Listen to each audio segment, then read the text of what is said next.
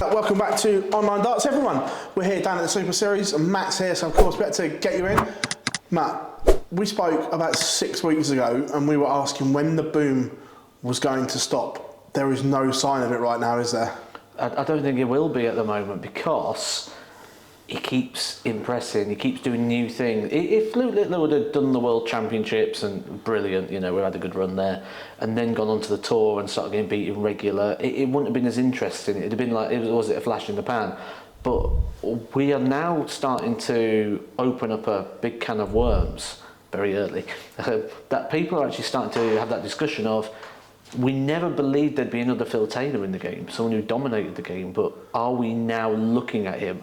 And that's sort of the attention, the interest now, like, are we looking at a dominant force? Yeah, like, explain to he's won a World Series event. Everyone was like, yeah, it's hot off the back. He won his first Pro Tour. At the weekend, he's at a 9-darter and won his first Euro Tour event. This is like nothing we've seen the like of, is it? No, when we look at sort of what other players have achieved when they win a Euro Tour, like, a year ago, when Luke Humphries first picked up a Euro Tour, it was like, wow, what a moment. This is potentially a big breakthrough here. So the fact he's done it, and on debut, and it weren't like it just opened up for him, he actually beat some of the top players along the way, Rob Cross in the final, to say the least. So it's exciting because it looks like he just doesn't care, just takes it all in his stride. And how far can he go? He's going to win a TV title this year. That's something I'm going to stick my neck out, and I'm not even sticking my neck out. He's going to be favourite for most of them. So he's going to win at least one. It's just how many can he pick up? Getting to the match play as well. I know he's not dark green yet, but look, he's not getting caught after winning that Euro Tour. To get to the match play is special, but to do it in your debut year is tough. And he has just done it at a canter. We're only in March, and he's there. It's just like, every time we ask a question, he bats it back and goes, here you go, have some more. You've just answered it there in March. Because when players have come on the tour before, remember when Glenn Durrant came on the tour, it's like, can he make match play? And it was like a story like, he's only got half a season, has he got enough time to make the match play? Littler's done it after what? 6 Pro Tours and 1 Euro Tour. He's already there. And he's already in the Grand Prix. So one thing's for certain, he's going to be in the top 16 come the end of the World Championship, which unlocks him everything then for a couple of years. Well, it's better than that. Provisionally, I looked before we did this. Provisional, right now, he's world number 10. And that's before he... That's with only first round prize money on all these TV tournaments. And there's big jumps in prize money. So yeah, he's going to be... I mean... Top 4 is sort of like your next real, well, 24 first, because he's not in that, so 24 first to get the Masters, then 16 for the seedings and for the guaranteed match play in Grand Prix. But after that, we're only looking at top 4 as the next sort of cut-off point for a benefit, which would be guaranteed Premier League. But also, once he breaks that top 8, then he doesn't have to play the top 8 in the early rounds. So it's actually statistically getting a little bit easier for him the higher he goes. Yeah, look, it's just remarkable, and he's also a provisional seed for the Euro Tours, not in 2 and 3, qualified for 4, and then he's 5 and 6. I think he's into the seedings. It's just remarkable what this, and he is a kid, is doing. But with that, there is an element that's coming with it. We've seen players, we saw it at the weekend, Ricardo Pietreczko throwing his toys out the pram, and it was a toys out the pram job when he tried to go tops ball. Nothing wrong with that. Are players feeling the pressure and maybe slightly jealous of what he's doing? Oh, I don't know if jealous is the exact word, but certainly the pressure is. I mean, yes, there's been instances with Luke which have been questioned. You know, the Damon Heta thing where he had his back turned. We've also got to remember, we've took the weight of the world of darts and put it on his shoulders right now. Every conversation's about him. Every spare moment he's got is on Sky Sports News, the Jonathan Ross show, and this is just the start of it. There's going to be a lot more sort of interest in him. He's carrying the weight of the world on his shoulders, this of a sport, and we all need him to continue doing this for the benefit of this sport and for the growth of the sport, but yet he's 17. And we've got to remember that as well, that we're asking him to be the ultimate winner, but then not be disappointed in defeat. So there's a lot riding on Luke Littler, and I think he's handling it all really well. I think he handled the Pietreczko incident extremely well. I genuinely believe what he said in his social media post when he put out there, I didn't know what he said, because to start off with, he's like, and then you see his face change halfway through, like, I think he's having a go at me here. Like, he didn't quite grasp what it was, but if you ever needed a case of knowing that he's still 17, that was the semi-final, and he put that post out between the semi and the final. You know, that is an age thing showing itself. Pietreczko didn't cover himself in any glory, and he's got history for this as well. We saw it at the Grand Slam with Bo, and then the crowd turned on the next game and he threw his toys out of the pram at the crowd. So he has a history of this, and look, he's a great talent, but fans don't forget, do they? He's an angry man, isn't he? Yeah. Pietreczko is an angry guy. But the thing is, like I say, the fans don't forget, and if anything, I don't know now that darts fans or people that go to the shows go, I'm just going to go and watch. You know, like you do like the seniors, or you would do Lakeside, I'm just going to go watch the darts. Now, it's like the crowd want to be a part of the show, and, well, you know what crowd mentality is like. If they get to the event and go, oh, there's that angry German guy that kicks off at things, let's see if we can get him to kick off today. That will be the thought pattern and the conversations that go on, and he's probably going to have quite a lot on his back. This is connected to what Luke's doing, and I look to the future. Look, all eyes are on the sport at the moment. I think we've ever had so many eyes on the sport in terms of external media. It's not just darts media. Everyone is now watching, and these players have to be ever so careful, because we've now got entertainment parts of editorials looking for them to slip up. It's about, what's he doing here? What's he doing there? So everyone's got a phone. So is there a case that dart players now have to be so careful? And I'll go to the incident in question in a minute, but just in general, they've got to be whiter than white now. Oh, more so than ever. And to be fair, it's all within the contract, it's all in black and white. They know what they sign up for, they know the job and the role, they know what it means to be a professional dart player, they know what it means to be in the public eye. So anyone who falls foul of that, it's through their own stupidity rather than sort of being unaware or uneducated in the situation. The second you get your tour card, you have to have a whole meeting with the PDPA who lay everything out for you, what your roles and responsibilities are in returns to behaviour, in terms of taxation, everything. So there is literally no excuse for any sort of slip. And it's not just the media. This is involvement in darts all the way through. I recently went to a dart shop, and they said they can't even get a dartboard for the next 7 weeks, because they literally, the suppliers no longer have them, the companies don't have them. So it's literally booming all the way through the sport, and it's going to benefit everybody if everyone can embrace it in the right way. Obviously, the incident in question that has brought this up is the Adam Smith Neale attack.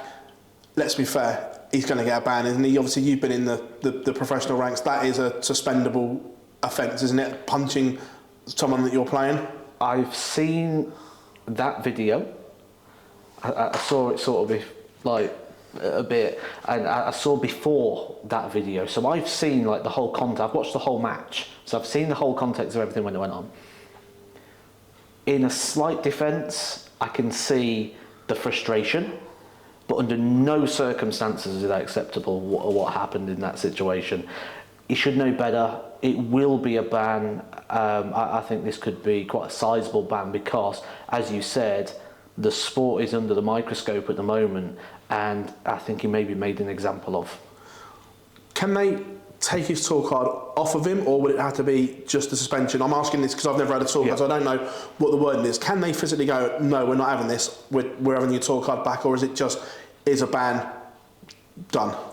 I think what I see happening here is a ban, probably to the span of the tour card, so he can't earn any more money on to keep it. He's currently outside the top 64, I believe he's 82 in the rankings at the moment, so he would need these next few months. So if he ends up with a ban, and I mean it won't be a suspended sentence, this will be a ban. You need to, it's not just while you're in the PDC arena, it's all the time. You've signed that contract, you're expected to do certain things. That contract includes everything such as You know, if there's a major on, let's say the World Match Play's on at Blackpool, you can't be doing an exhibition within a radius of Blackpool anymore because there's a major on there, even if you're not playing in the World Match Play. So there are expectations, even when you're not playing. I fully expect a ban. I don't know the full length of it, but I don't expect to see him playing PDC darts for some time.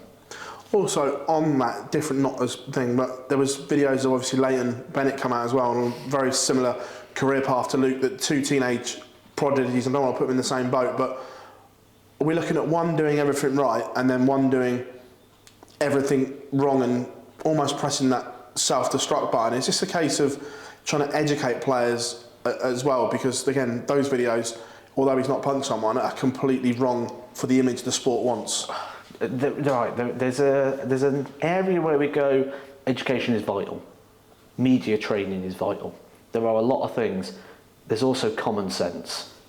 And anyone who has seen that video, and I'm not just condemning Leighton, I'm talking Josh Rock, who got his phone out, filmed it and put that on social media sites. He should know better. So I think both the players should, I think in all those situations, I think it's terrible for the game at the moment, but education, I mean, how do you educate from that point? Surely people look at that and go, how do you think that could possibly be right? I mean, there are situations that happen sort of like in the heat of the moment, but that wasn't in the heat of the moment, the second incident. That was sort of hours after. So, yeah, I'm not sure how you can educate beyond that. I mean, education, I believe always, restorative is the way forward, because I don't fully believe all the time in punishments, because, you know, you go, right, you've done that, you owe us $3,000 because you did that. We don't know what the impact of that to that person is, and it doesn't obviously discourage them to know what they should do next. So 100% agree in a restorative practice on most situations, but on them two isolated cases you've said, I don't know what you could say to them that they could argue and go, no, that was the right thing to do, which makes restorative practice not work in that sense. And this kind of goes back to my point that we were just talking about as well, with eyes on the sport, that there are many things that have happened in the sport that don't get reported on because the world's media have never looked at darts under a microscope like it is now. But now everything is going to get reported, isn't it? That there's almost no place to hide for whether it's players, managers, fans as well that behave badly at events. That there is no hiding place now because all eyes are on the sport, and it's something that I think we have to be very careful of right now, because there could be cans of worms that are open that maybe we don't want opened. Well, the sport will be protected at all costs, and that will be the PDC's job and role in this. If you step out of line, swipe left, you're gone. That will literally be the logic. It'll be a zero tolerance, and it's what we need right now. It doesn't matter who the name is, what they've done, or whatever they are in the game, or their status. I think it literally needs to be that zero tolerance right now, and it will be. The PDC will not tolerate this. They don't tolerate this sort of behaviour. They don't tolerate it on a pro tour if someone's phone goes off, or if someone shouts out, out you go. And that will be sort of the mentality here as well. It will be anyone working on the product or in the product or within the sport, toe the line or see you later. You've been involved in that professional environment, and I don't want names because I wouldn't put you in there, but are there going to be players that are going to have to change their ways? Otherwise it could be a short career because of this boom we're having. Good question. I mean, there's a lot of people that do need to reevaluate a few things, absolutely. I think we're going to see the boom sort of change our impression of a dart player as well, and know what that needs to be. But I think in the short term, I don't see too much change in and around sort of the top end. A lot of talk around sport at the moment, obviously, because as we're recording this, Riyadh season is in full swing in Saudi. We've seen the snooker event, we've seen the PDC chairman Eddie Hearn talk about a darts event over there. Do you fully expect Saudi to be on the calendar next year as part of Riyadh season, perhaps? I didn't, but now I do. And I didn't because I don't think it had the profile enough to draw the interest. Look how long it took him to get interested in the wrestling going over there. Yeah. And that's a product that's globalised and been around for so long. But I've got a feeling with all the attention on Luke Littler, I think they're going to want Luke Littler. They don't want. I don't think they want the sport of darts. I think they want Luke, and by getting Luke, you end up with the sport of darts, and that's the doors that he's going to open.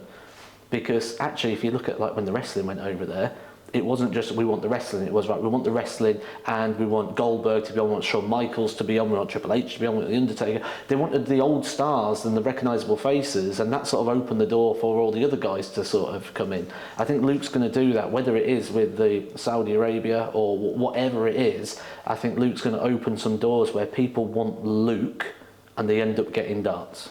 We saw Snooker produce that silly golden ball for the 167.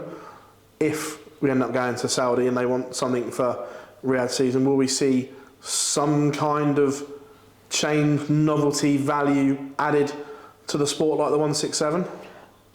I'm not sure it fully needs. I think there's not enough variable in darts to have too many novelty. We got the double start with the World Grand Prix, but I think it's quite hard actually to vary the game and to give it any form of variety that makes sense to the common viewer, that they'll quite understand. So yeah, I wouldn't tinker with it too much, but I wouldn't be surprised if they did something special that's not anywhere else, whether that's in the form of the trophy, form of a massive cash prize, something to make it stand out. So we're not going to get a golden bullseye that's worth 100 or anything like that, no? No, I can't see anything like that. I think if we did, I think it would come across too gimmicky, and you know, I think there's plenty of YouTube channels that would pick up on you know, activities like that, but I don't think that's something we need to see on broadcasted TV. Interesting as well, the Premier League. Obviously, you're someone that's played with injury, tried to play through injury. It looks as if Michael Van Gerwen right now is trying to play through a shoulder issue. Yeah. You've been in that situation. How hard is that? And is it to the point now where you think he just needs a couple of weeks off here? Don't do it. It would be what I would say. As someone who's sort of experienced, all it does is lead to further problems. Mine started as a wrist and a tendon, and then it's a nerve, and it grows. It doesn't go away. It makes it problem. Then the damage becomes almost irreversible to the point where then it needs surgery. There's a level where you can get treatment, and then it goes beyond that. And the more you just try and push through it, the more it then becomes a surgery-only sort of scenario, which then your recovery time is the problem. So it's easier to say don't do it, but he's in the middle of a Premier League campaign. We're in the meat of the season where a lot of the rankings are going to be moving around. But his priority should be July onwards. The World Match Play, because then it comes thick and fast. Grand Prix, European Championships, Players' Championships, Slam, Worlds. That's the time he's got to be ready. He doesn't want to be going backwards. Well, it looks as if that problem's been there since Exeter, because he wasn't himself in Exeter, UK Open, and so on. It's not just defeats in the first round, it's the manner of defeats, and you can see him, he's constantly trying to move and just looks in discomfort right now. The discomfort will be in the head more than in the body, because when you don't feel right, you don't feel confident. So when you're behind, you don't feel you can get yourself back into it. When you're ahead, you think I've got to get this closed off quite quick. So it's more to do within the mind that causes the problem. And then what you end up doing is you end up sort of getting a bit fidgety, and you'll try doing something. So you might do a flex or a stretch or something along the lines, and then it works, and you think, right, well, I'll just do that again anytime I start feeling a bit stiff, and then you sort of end up moving and grabbing quite a lot, and you end up just sort of fidgeting, and yeah, it's a horrible place to be. And the other thing you do is you anticipate. So I know certainly with mine with the wrist, when I was throwing, like I'd anticipate that sort of sharp burn sort of sense. So when you throw in, you end up starting to throw a little bit softer, and you only realise after about 15, 18 darts, when your darts are starting to land in different, you go, oh no, I'm starting to throw, I need to throw harder again. And 15 to 18 darts on the Premier League, that could be enough to cost you the game. On the Premier League, I know you were quite critical of it last year, and I kept the same format. One, are you enjoying it more this year, or has Luke saved the format? I'm enjoying it more this year because of Luke. Because every week it's like, I get to see Luke against all the top players, and he is the story. The viewing figures are massively up on last year as well. I believe week 1 and 2 was 200,000 people more tuning in to watch the Premier League, which, fantastic. 200,000 people on top of the viewing figures. And I believe the viewing figures have been sustained as well. So it's really, really good. But again, I think a lot of it comes down to the Luke Littler factor. Last one on Luke before we go off to other subjects here. And what you said there, that people want him, you fully expect Saudi want him, the viewing figures are up mainly because of him. I'm guessing that we're going to see him in all World Series events then, because every broadcaster around the world is going to want him. So with that, if he's offered it, can he fit it all into the schedule that he's already got? Yeah, because he doesn't have to have that schedule. So with Luke Littler now, we know he's in all the majors off the back of what he's done already. We know he's skipping Pro Tours going to Hildesheim. Yeah. If I was advising Luke Littler now, I would say do not play another Pro Tour. You don't need to. He's qualified for all the events.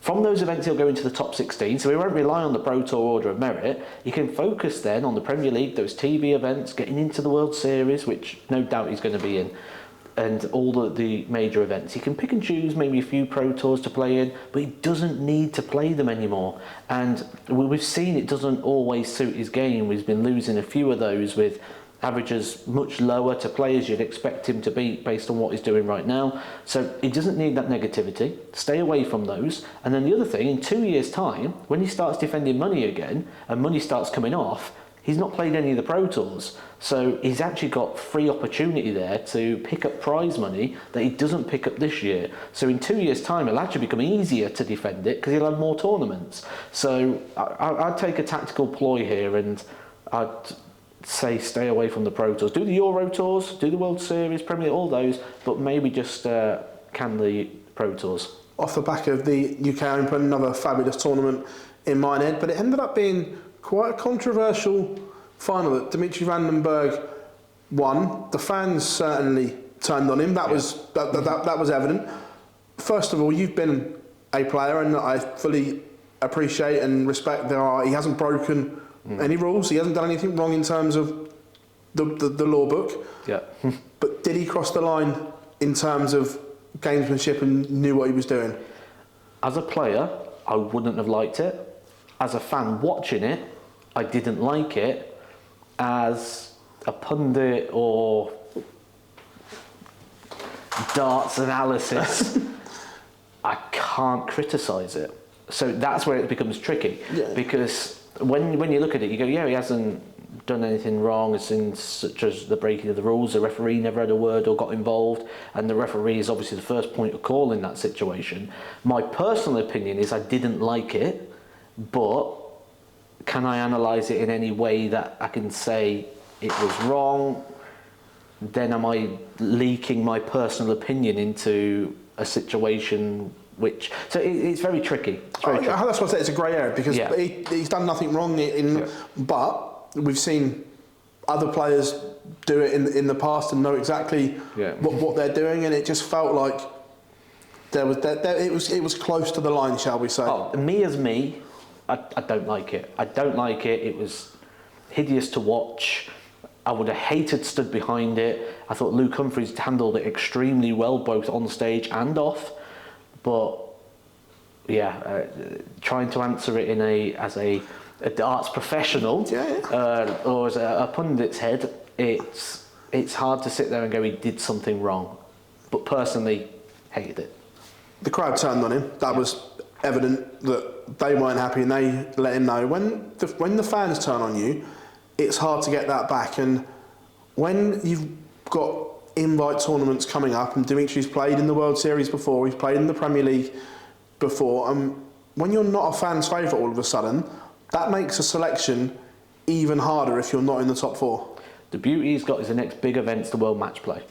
We know the World Match Play crowd's slightly different, a lot more respectful. I don't think he's going to get too much hassle at Blackpool, which means there's an opportunity there for, at the moment, the last impression we've got and the last thing we remember seeing of Dimitri van den Bergh was that game. He's got an opportunity to go put that right. He's got an opportunity to change that perception. And we know that he has a good time at the match play. He's had some good memories there. He's put on some good shows and some great entertainment.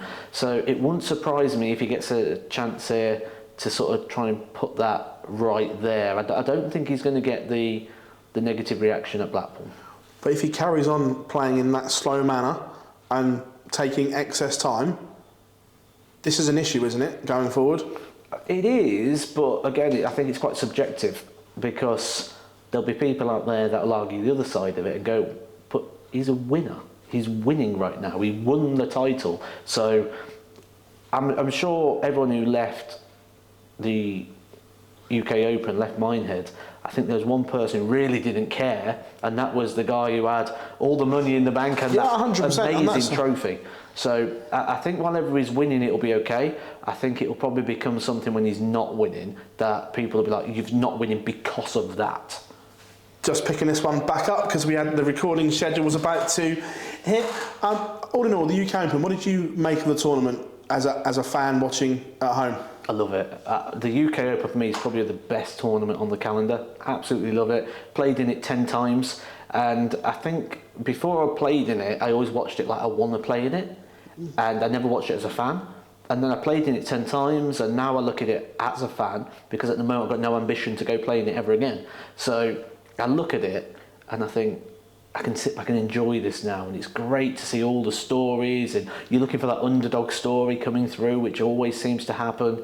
The upsets that go on around the boards. I remember tuning in to watch Ryan Searle and Graham Usher, and Graham Usher winning that, and then seeing what it meant to him, and seeing what it means to people. Because I remember being that guy jumping off the little stages at Bolton, and sort of that moment being massive and being one of those big sort of career marquee points.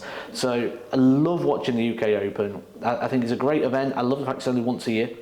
I saw a lot of people suggest maybe we should see more tournaments like that, but absolutely not. Leave it to be something to be excited about. It's like the darts Christmas, isn't it?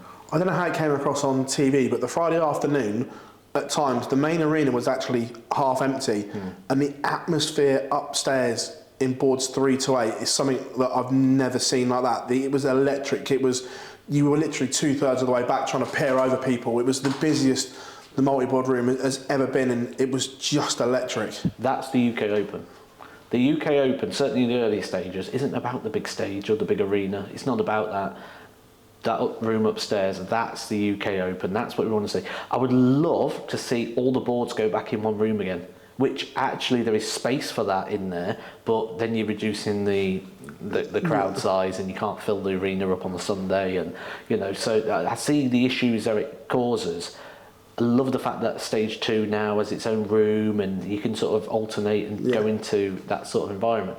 But for me, I'd love it. I'd love the old Bolton feeling. I'm with you. The Reebok was something special. The Thursday night as well as it was then, and you'd be in one part of the arena and you'd hear a murmuring over in the back corner, so what's going on over there? And Butlins works, but I miss the Reebok as well. Yeah, it was.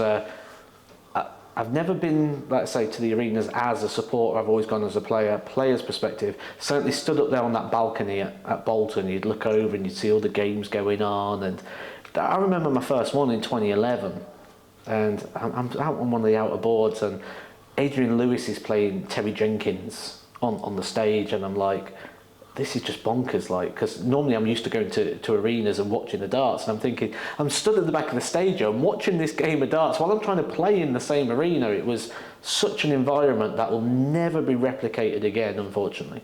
Yeah, I'll pick up on a bit of content you've made recently as well. I went off to the Scottish Open, one of the... and obviously I know that you've had your say on it, but what I found interesting as well was all the comments underneath, people agreeing and saying, I'm glad you've made this because I haven't got the platform to say it, or I'm glad someone's come and said this because it was this, and this. And that was not just on YouTube, that's on X, Facebook, the comments underneath. First of all, was it as horrific as it sounded? I wouldn't say it was horrific. It was just, there was a lot of things. I wanted to make that video in a way that was constructive, so that people could look at it and go, right, it doesn't... It's easy to sit there and go, this is rubbish or that's rubbish. What I like to do is go, I didn't like this because of this reason. Yeah, of course. It could be done like this. And then if people choose to take that how they want, they can either dismiss it, or they can look at it, or they can just go, it doesn't really matter. But I always like to do things in quite a constructive way. So hopefully that video did come across as quite constructive. But the disappointment thing is, it doesn't sound like I'm the first person to say it. Well, that was the bit that I picked up on. It wasn't just one person's gripe here. It was, yes, you've got the platform to put that opinion across and say it, but it was everyone else that was agreeing was the issue. That one person, you go, oh yeah, they've had a bad experience, but I'm talking hundreds of people and hundreds of comments that I saw were jumping on this. So for something as prestigious as the Scottish Open that's been going that long, that's an issue for the organisers, and it's something that needs to get sorted quickly. Absolutely. I do, and I have spoke to the WDF since that video because they want to know my opinion on it. And that's one thing I will say at the moment, very responsive, listening to feedback, absolutely fantastic. It was the way that they needed to go with things. So really good on their part. And they asked for like what was my opinion, because their stance is, well, we can't restrict an open event. We can't go, we're only going to have 256 players for an open event. I said, that's absolutely fine. You got absolutely spot on. It's an open event, it's an amateur event, we can't restrict those. But what we can do is we can say that you have to have the certain amount of facilities to facilitate the players that you've got. So you can't have one board for 16 people, or in the case of this, there's 600 entries or so and 4 practice boards. It's not enough. So there needs to be a set amount of practice boards per amount of entries. Yeah. There needs to be a certain amount of match boards per entry of players. That way, you won't get events that... I think the easiest way to describe this, and if I can give you the headline already, this might be it, is greedy. It felt greedy. It felt, let's see how many people can get in. We don't care about the player experience. The players will be here. This is 2 silver ranked events. So the players are going to come regardless of how it's ran, which is the feedback I'm now getting on the back of that video, that players don't want to go, therefore they have to, because it's 2 silver ranked events in the UK that they can just drive to. So I think they're running on that loyalty of people needing the WDF points, and they're forgetting the player experience. The player experience is coming last because essentially it became a fundraiser. Is that the first negative experience you've had since this WDF journey that you've been on? I mean, there are, I'd say, a couple of negative experiences, but what made that one me want to say it is because it was constant, and under the current circumstances, the way it was set, it can't be changed.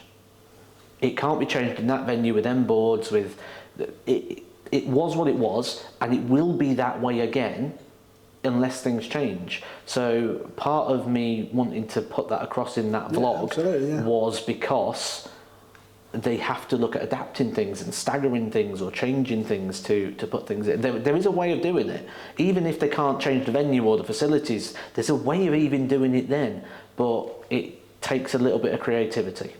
On yourself and the playing side of it, how is the risk? Because we saw you down here in a splint and you're in quite some pain, thinking, I don't know how to get through this, but now it all seems good again. Is this like a roller coaster of emotions you're going through right now? Yeah, because one minute it feels like it's fine, and like you'll go to a tournament, you'll play well, and you're like, right, okay, and then you wake up the next day and you're useless, and it's like, oh, come on, and then like you're getting it's uncertain.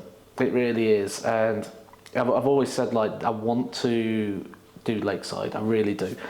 You know, when you first ever pick up a set of darts, there's 2 things you want to do. You want to go to Ali Pali, you want to go to Lakeside. You want to go to those 2 places. I played at Ali Pali 3 times. If I can play at Lakeside, I've ticked off the 2 bucket list locations to play darts. So I've got an opportunity to do that. I'm in a good position right now to go and do that. The other thing is, I've got in my mind that once I've done this, I'll then put myself forward for the surgery, which is a bit of a recovery time on the other side, but I've never sort of gone and done it because I know it'll put me out for a bit. But I've got enough going on now in my world that I can sort of not need to play, that I can focus on that side of things. The other thing I've got, no one ever gets the privilege, do they, of leaving something or on your terms. Doing it, yeah. So whenever you win a trophy, there's going to be a day that you lift the trophy for the last time. And when you're lifting that trophy, you'll never believe that that is it, that's that moment. Because when you lift a trophy you just won, you don't think about, oh, this might be the last time I lift a trophy, I best enjoy this. You think, I won, I'll go win this, and I'll go do that. When you're losing a world championship, you don't walk off the stage thinking, I may never walk up those steps again. You walk off going, right, next year I'm going to go better. I'm going to do better than that next year. I'm going to go further. Or you walk off the stage and go, right, I've got to get back to qualifying now because I'm going to get back here next year and do better. Where I'll have that luxury that I don't think many people, or if anyone has, where I get to go off knowing that actually that might be the last opportunity I get to play in an event like that. So I see it as a privilege, and it's one that I really want to get. Just listening on how you worded that and how you spoke about that, if you don't get to Lakeside, are you still going out on your terms, or will there still be something at the back of Matthew Edgar's head saying, what if? It will be what if, and to be like, I know a lot of people use the word retire. This isn't retire. This is just purely what we'll see how it goes. We'll see what it is. It's just I want to have that luxury of knowing that when I go off, that could be it, and I do want it. I do want to be there, you know. So I'll do everything I can to get there. I'm in a good position as it stands. That's certainly when I was doing wrestling. I never went out of wrestling the way I wanted to either. So that plays on my mind, and I know what that's like now. I haven't wrestled for 10 plus years. So I look back at that, and even now I contemplate doing it. And I have promoters contact me still from time to time now, like, do you fancy getting in? And I'm like, I want to, but I haven't got the time at the moment, the commitment, and I would have to shed quite a bit of timber at the moment, which again, I've not got the time to go out there and to train and to get the strength I need, certainly for lifting weight. So do I get to do it my way? I don't know, but I'm going to do what I can, yeah. Last time we spoke, the PDC rule change for the Euro Tour had just come out, and there was a lot of grumpy players, and you played it well. You could see both sides of it. Since then, and obviously the first Euro Tour has happened, they made another amendment. Did you like the amendment they made? Because although I'm personally still not a fan of it, is at least this way, it's fairer than the first one. Yeah, absolutely better. I mean, obviously you get the opportunity, but then that's kind of the opportunity you get with the majors as well. Yeah. You know, where you get the match play, you're guaranteed money for getting to the match play. So they're just absorbing that as part of that criteria now, and just essentially the top 16 getting more rewards now, because actually I think that staircasing system that the PDC's got, I don't think the top 16 got enough of a reward for being the top 16. So absolutely that they should possibly, I think it's one of the things that when we get used to it, it'll probably actually turn out to be quite normalised, and especially now with that rule change as well, I think it's probably going to be good. It's interesting that normally the PDC don't alter a rule straight away, but look, fair play to them. Look, we criticise when they get it wrong, but they've listened to the feedback and put it right before a dart was thrown, which kudos to that. Go back to the start of this, and let's say the PDC will kind of rule with an iron fist now. They have to, and they've got to try and get this as right as possible. And maybe it was an oversight at the time that when the sort of reaction came, that they saw that. And no one gets everything right from the very start. Most of the time things have to go wrong before people fix them. No one really gets it right in sort of foresight. So I think there's a lot to be said on that, and it sort of restores a lot of people from a fan's perspective faith in the product even further, that actually this is a reactive company and a reactive sport. Last year, the World Cup threw up Team Belgium not speaking, and the videos again that have surfaced recently, that Belgian World Cup team could be a mess again this year. But by the look of it, and look, darts in Belgium is off the chart at the moment, but the players themselves don't seem to be able to get on. I spend a lot of time in Belgium. I've got a lot of work connections in Belgium. I do a lot of tours, I do a lot of seminars and a lot of events over in Belgium. The sport is massive. I could literally put a seminar on, I could literally ring over to my agent over there and say, right, I want to come over on this week. It'd go, right, you're going to be on these 5 venues on these 5 days, and they'll be sold out by the end of this week. And what's it say, Tuesday? They'll be sold out by Friday, I'd imagine. It's that popular and busy over there. And they need a little bit of some camaraderie to sort of cheer on. Dimitri van den Berg did a great term for him in picking up the UK Open, just to really sort of... But Belgium is the next. So we had Holland, we've had Germany. Belgium is the next place to have a real big wave. We saw that. I mean, look at Friday at the European Tour. Man. You've normally got friends and family and maybe a couple of people going to watch. It was absolutely packed from the offset, and that's, again, shows me that Belgium need a World Series event. Is a World Series event bigger than a Euro Tour though? I think it is deemed to be, in the sort of, I mean, it's non-ranked, so yeah, it's an arguable one, especially now with the broadcasting that's coming into the European Tour. But I think it's deemed a more globalised tour, which I think that is possibly the reason why I think. And then the other thing is you get the head-to-head clashes of, this is Belgium's top talent, this is the world's top talent, how close is this nation to taking on the world's top talent? And when you think about the players that would be in that Belgian the Belgium side, like Andy Bartens, Mike de Decker, you know, you've got to say, well, actually, I think there could be some of the top seeds get beat. One thing that always gets asked after we do these chats and we break down everything is, would you be interested in going into like the PDPA at some point and standing up for the players? Because that's one thing that gets touted around a lot. I don't know if it's true or not, but it's certainly something that gets said that the players don't get looked after enough by their own body. Is that something you'd like to get involved with at some point? 100%. 100%. But for me, it's all got to fit. I can't do something like, I've just moved to a new manufacturer at the moment for my own darts and for what I'm doing. And with that, I couldn't go to a manufacturer that I didn't believe in, that I didn't think that's the product I want, that's the product I want other people to use. So with that, I would only do it if I thought I could change it to the way that I foresee it being a benefit, and it'd have to fit. It'd have to fit, and I don't think at the moment with my scheduling and what I would want to do that I could make that fit, but certainly I've got ideas and, you know, experiences, not just from within darts, but from my time as a coach in a professional football academy, and ideas that we've got certainly in nurturing young players and mentoring young players and coaches and different things, that I think there's a lot I could offer and certainly help sort of the overall side of things. But yeah, I'd love to do it, but it'd have to fit, and I'd have to believe I could make a proper impact, not just go in and do a job that anybody else could.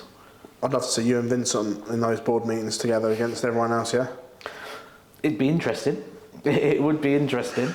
Vincent, same sort of thing, very opinionated, which is great, speaks from a place of experience and speaks from a player's perspective. I think at times that's the voice that's lost. And even now, when we have these conversations, we tend to go, right, this is great for the sport, this is great for this is great for that. And we think more with a business head or a promotion head or the head of something that we're looking for growth and development. And I think, again, what gets lost a lot is the player experience and the player's perspective. And I do think that needs to be voiced a little bit more at times. Before I let you go, I asked Chris Mason the same question. What are you expecting for the rest of 2024, and how would you like to see the sport grow even more late 24 into 25? Luke Littler winning a major. That will do everything. If he goes and wins match play, back end of the year, it's going to be some good fun for darts and for the sport. The eyes that are coming on it, I've mentioned already, things like dartboard sales going through the roof to the point you can't get a dartboard as a shop now for a 7-week wait.